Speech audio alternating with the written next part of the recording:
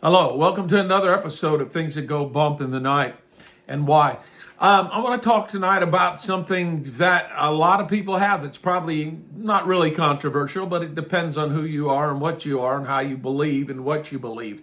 As I said before, I'm coming from a Christian perspective. You might not like my perspective, but it's a Christian perspective from the biblical point of view. But I want to talk about something that you find in just about every house you go into. You find them on people's keychains. You find them hanging in cars. You find them everywhere else. And a lot of people think that they're just a harmless piece of art. It's just something that looks cool. It looks neat.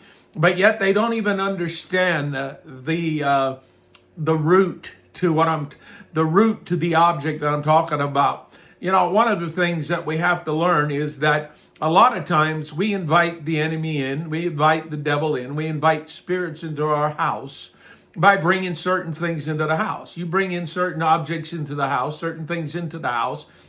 It's an invitation. Whether that invitation is done in ignorance or whether that invitation is done willingly by a willing participant that knows what's going on. And I've really been quick to believe that, when it comes to things that are in the paranormal realm, the supernatural realm, a lot of times the church is just ignorant to what is going on. And that object today that I want to talk about is none other than the dream catcher. Everybody, now I know I'm going to have probably people get upset. Oh, it's just a harmless thing. Everything else, I like it. Bear with me. Let's talk about the dream catcher and its origins, or where it got started from. Because a lot of times we've got to find out what are the origins are, where did it come from? Because you might see something that is harmless, but in the realm of the spirit, the enemy recognizes that. And it recognizes that to the point that it gives him legal access. Whether you're ignorant to it or not does not negate you from the facts that you might end up with the repercussions from our ignorance. So I want to just talk about that. There was a time when when my wife and I was down in Savannah, Georgia, and my wife had a house called Zachariah's house, and it was for women that were crack addicted, coming out of all that stuff. So we'd had some transients that come in and kind of came out during that time frame when you're trying to help them. But I remember one time, this one lady came in and she was in her room, and then all of a sudden she started having trouble. She didn't know what was going on in her room. Now, this is the first time that I can actually remember having contact with what would be a dream catcher. Now, at that point, I might have seen him. I can't tell you what I did, but at this time, it was something a little bit different. So all of a sudden, the lady started complaining that she was having spiritual attacks while she at night, and this is our house, and we would pray and concentrate over our house. So anything that came in, we want to know what it was. So we started to pray. We started to pray in the Spirit. We started to pray and get understanding from the Lord on what is going on. As we were praying, I can remember walking around praying, but all of a sudden I was drawn to this, like it was like a flag, and I didn't know what it was, but I'd try to ignore it, and I'd go, but I kept getting drawn to it. I just kept getting drawn to it. And we were praying for wisdom, and so all of a sudden I looked at this thing, and I said, I don't know what this is, but it's got to go because it has some type of demonic significance to it. And this is what we were praying in spirit, and the lady said, well, that's a dream catcher. It's harmless. Well, that started on a dream. I said, I don't care if it's harmless or not to you, but it's got to go because it's creating problems. I believe that this is the source of the problem. So got rid of it, and everything kind of settled down. So understanding that, I was attending a church right up here where we're at, and this is how I tell you how ignorant people are in the church. The church itself was selling dream catchers, howbeit they were ignorant of what they were doing, but they were selling dream catchers as an art to make money for the church. So as they were trying to make money for the church, and I guess, I don't know if I said something while I'm preaching, but all of a sudden the pastor one time asked me a question. He says, What do you think there's anything wrong with what they call dream catcher? You described one exactly, and then he called it a dream catcher. And I said, yeah, it has its origins in Indian heritage, and it's demonic in nature. I would not have one. And that's when he said, well, we used to sell them as a church. And I guess maybe they were talking about bringing it back. But anyway, he wasn't too thrilled when I thought, well, there's nowhere in the Bible that says that. Yeah, right. And there's, nowhere in the Bible there's certain other things, but there's certain things that God tells us that we're not to get involved in, and that is the occult, and that is witchcraft. And when you start dealing with things in that nature, those things have a tendency to come in and bring with them what's there. So let's go over some of the history and the precedents on what a dream catcher actually does and what its purpose is. So it starts from, I believe, the research that I've done, it started with the Chippewa tribe. Now, I'm not trying to put one tribe above another. If you're Native American, please forgive me. I'm just going by what I want. If I'm wrong, please put down in the comments where the origin of there was. But anyway, so and the Chippewa place is where the dream catcher now supposedly the whole idea and the concept or the root of the genesis or the origin of the dream catcher came from a lady, I guess, that had a dream, and in this dream she met with who they called the Spider Woman. It was a woman that is in representation, or a woman that was a spider that lives in the ground or whatever. And if you call upon her, she may come up in there. But she's very integral in some of this part of what's going on as far as in the story of mankind and how man was made in 4 different worlds. But anyway, so at this point, supposedly the lady gave her the vision, gave her the idea, gave her what she needed to create a dream catcher to help humanity. And so she went back and she did it. Now, the purpose of the dream catcher was this. It has its significance that a dream catcher is supposed to capture your bad dreams and then only let good ones go. So that's the circle with the web and the feathers and all that other stuff. And they make it, and when they made these things, they pray over everything. Now understand that the Chippewa, when this origin was there, they believed in animism. Everything has a spirit. That rock has a spirit. That has a spirit. These all have a spirit in it. So their concept is from animism. And so when they're praying over something, who are they asking to bless these dream catchers? It's the gods that they worship, the God who's got prime minister to come in to help solidify what this thing is. And so there, right there in itself, it has its roots and its origins in the occult, in the demonic realm. So anyways, these dream catchers catch the bad dreams, and they filter out the good ones that fall down upon the feathers, and they're allowed to light. They put them up somewhere else. They put them up in winter. So that's the basic premise of what a dream catcher is.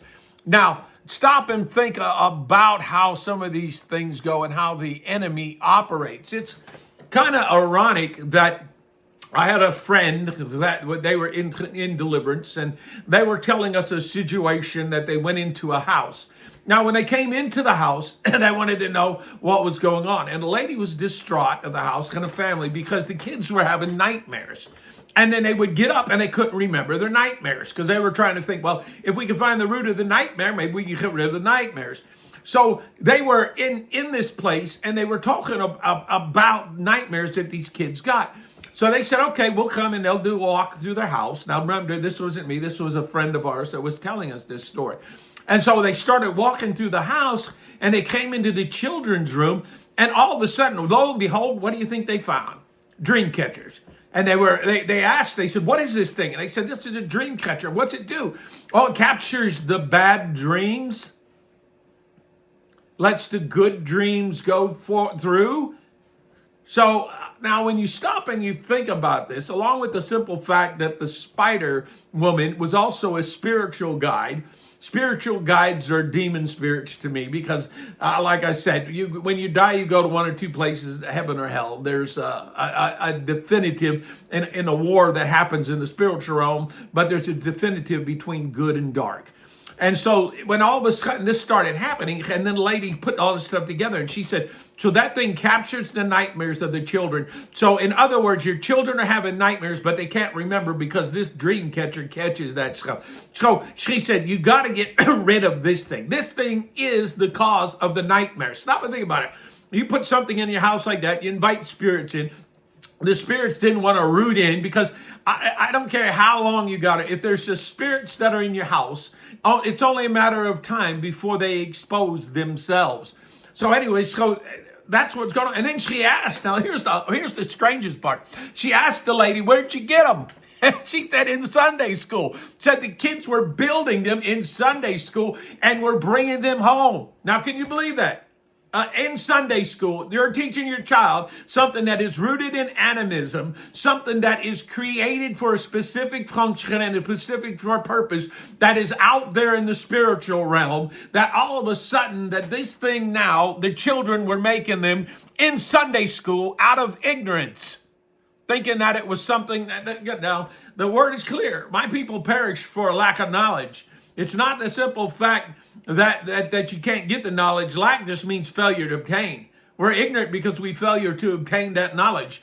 And we are responsible for our ignorance at times when all of a sudden you start bringing things to the house. So they got rid of it and the nightmares and everything else kind of stopped. And that was it. So when you start thinking about stuff like the way these things happening, understand how spirits operate. They will be more than happy to give you a few nightmares to capture them so you can't remember them, so that you can go buy a dream catcher or whatever to bring it in your house, and then they enforce it. They'll just create problems that are like that. So it's one of those topics that a lot of people don't like. Now, yeah, granted, a lot of people say, oh, it's just an art form. Yeah, well, the indigenous people, and a lot of times that are out there with their craft, a lot of artistries are putting in dream catchers in the paintings. We had a friend, we went over to his house, and all of a sudden we started looking around in his house for some potential things that he thought there was. Came across the painting his wife had bought, lo and behold, it was a beautiful picture of a storefront building. It wasn't a church, but a building. You looked up in the window, and what did you see in the window? Painted within there was a dream catcher. So I would personally not recommend that you would have a dream catcher at all, especially once you know the roots and once you understand the genesis on where it's coming from. And so there's a lot of things that we have. And how many people have them? If you got one, I recommend you get rid of them. Even the people that are created him said that sometimes they get enough negative energy that you got to smudge them. And that's why that's smudging them, try and get rid of the negative energy from what? Capturing all the dreams and stuff, the nightmares. But so a lot of times, and how can we say this? Sometimes, you're dealing with the supernatural. You're saying in your logical brain sometimes can't happen. Well, I want you to know that the paranormal surpasses your logical aspects. A lot of things can happen in the spiritual realm. Say that faith goes beyond what science can prove. So, it's one of those things that when we're dealing with the supernatural realm, we have to understand. So if you bring one in your house and you start having problems, or you're feeling oppression, or you're starting to feel different, that's another topic we'll cover over there. What happens when you bring some of these objects in your house? How does it affect you? And a lot of times it affects you through oppression, which manifests itself in depression, which manifests itself with a myriad of other things that start to happen. All of a sudden you start to lose interest in religious things. You start to lose interest in reading your Bible. Where are these coming from? So a lot of times when things are normal, then all of a sudden things start to become upset. It's time to start looking for purposes and causes and effects that happen within it. So I would recommend that if you have a dream catcher, get rid of it. Don't buy them. Your children will probably get upset. You'll hear every argument from people that saying, oh, it's just a work of art, to, hey, I've hit it with the religious circles, pastors that want to sell them because they think it's a work of art because they don't have a concept or a clue on where it's happening. So we can no longer declare that we are ignorant. And I appreciate y'all listening in on this episode of Things That Go Bump in the Night and Why. And we'll continue with this. Hey, y'all have a great day, and I'll talk with y'all later. Goodbye.